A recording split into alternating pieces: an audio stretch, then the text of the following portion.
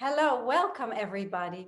I'm Alexis Brink and I'm the president of Junction Institute and I'm a member of the Social Action Committee of the USA TAA. And today I'm here with Felipe Garcia.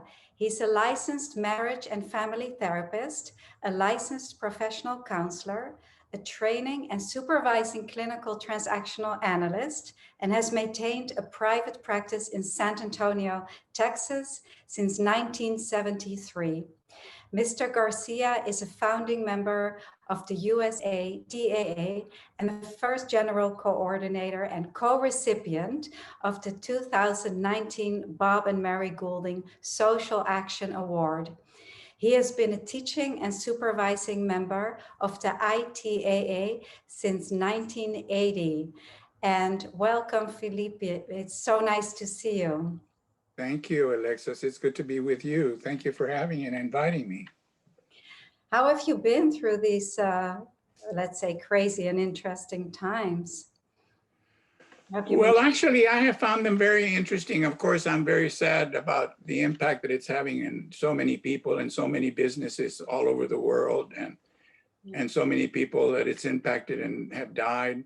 So that's very sad and that's very impactful. But in terms of my own personal life, I live out in the country, and so I was already staying home a lot because of my age and semi-retirement. And so it really hasn't affected, I had really liked it because it's given me more time to think and write and stay in touch with friends that and in more meaningful ways through Zoom. So Yeah, I've kind of enjoyed it. that's really nice to hear. That's a great example for people to hear that there can also be a positive side and also being more, bringing out more creativity and connecting to people. So thank you for that. So now to transactional analysis. How do you use transactional analysis in your practice as a marriage and family therapist? Well, that's a years, that question takes years to answer, but I'll try to do it briefly because there's so much in TA that you can use and rather than just marriage counseling or therapy, it's relational therapy. So it can be a couple, or it can be a son and father, or a mother and daughter, or mother and son, or it can be two people in business. So it's relational therapy, and how to use it, how to use TA is I think of all the areas of TA that are impactful. And the first one, of course, is the whole idea of okayness, that you're okay, that each person that I'm trying to help relate with each other are okay, and that they have value and worth, and that they need to learn how to own that for themselves and respect that in each other. And TA work always starts with a contract. What do you want? What's the problem? What's your goal? And I listen I listen a lot in that question, what's your goal? Because some people come because they really do want to work out the problems and get along better. And when I work with those people, which is the ones I like to work with, then there's a goal that we can all cooperate and find ways to get the relationship to working better. Sometimes people are wanting to blame each other and need a referee that's going to take their side. And I'm always careful to make sure to avoid that refereeing taking sides places, and invite them into identifying and learning and understanding that a relationship is made of two individual people. And each person has their own contribution to the problem in some way. And so identifying how they contribute is useful. And very often, if not always, most of the problems for each of the parties in the relationship date back to family of origin issues. And so making that connection, of course, is useful using TA in terms of script analysis, and script analysis through game analysis, ego state analysis, and racket analysis. So in applying all of those, and I find it very useful in working with couples to introduce them to their child, or have them re-own and remember their child ego state, because that's really the motivator of of the whole system. And so the child ego state is very important in relationships because it's where the feelings are, it's where the needs and wants are. So getting them in touch with their own child ego state and learning to listen and understand each other's child ego state leads to what are some of the target strokes and target discounts that are being used in the a relationship. Very often the target discount is the thing that the other person does that is very hurtful. And it usually is because it has a history of that was very hurtful in relationship to either a sibling or a parent. So do you explain all these concepts to them when you work with them? Absolutely. Yeah. Yeah. TA therapists always have a blackboard and always have the 3 circles and always uses angles and triangles. But I do that's the cognitive work, but I do the therapeutic work, usually using Gestalt in order to help the person reenact their child ego state in order to make decisions that they make decisions based on decisions that they made early on that are limiting them and their relationships. So yes. Is Gestalt is slightly different from TA? Is that like the exercises or? Yeah, Gestalt is TA is structural analysis, transactional analysis proper, which is analyzing where the statement is coming from and how to respond.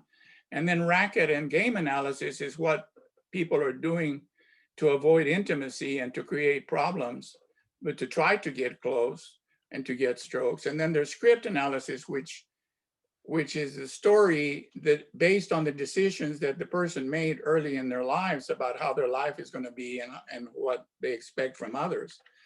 Gestalt is more of an existential going into the here and now experience of what you're feeling and working off the experience that you're having. So Gestalt helps lead the client into that place. And do you give people homework, like to work at home with it? Can they practice at home? Absolutely. One of the important things that I find useful in working with relationships of all kinds is to invite them into avoid and stop blaming or shaming, because that's very hurtful and it's not useful. So part of the first homework is to notice that and stop that, because that's not going to help. That's what creates to get keeps the relationship going. And then I help them learn how to do reflective listening to each other, to where they're listening to each other and letting them know that they hear what the other one is saying and how they must be feeling, not having to agree with what the other one is feeling or experiencing, but to understand what they are here experiencing. Do you understand that difference? Yeah, it's a real training in relationship all Yes. around. I mean, it sounds like people will really learn so much from working with you. And I find that couples and relationships will learn how to active listen each other or listen to each other reflectively. Once they learn how to do that, they stop needing therapy, because very often the problem is that they're not feeling heard and understood.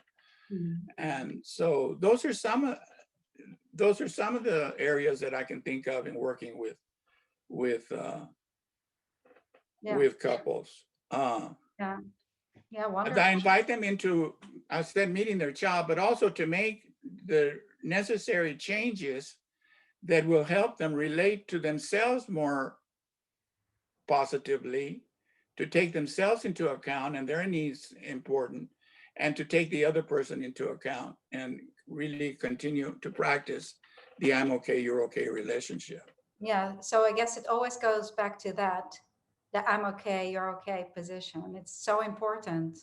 Right, and it is important, and behaviorally it's important to find out what it is that's being hurtful to each other in the relationship. And it's usually the target discount. And the target discount is like, you never listen to me, or you're always criticizing me, or you're never there for me, or you betrayed me, you let me down. So that's a target discount. And that usually is something that happened in their family of origin. Their mother or father didn't listen to them. Yeah. And it's something that they themselves are doing with themselves in terms of the internal dialogue of parent and child, that they're not listening to themselves and taking themselves into account and getting what they need and making room for themselves. So yes, it's Well, very very helpful. important. And thank you for this little lesson on really marriage, relationship counseling. A lot Right, thank you. of and counselors will watch this. Who were the main influences for you in TA, and what did you learn from them? Of influences in many areas. There's, of course, psychology and philosophy, spirituality.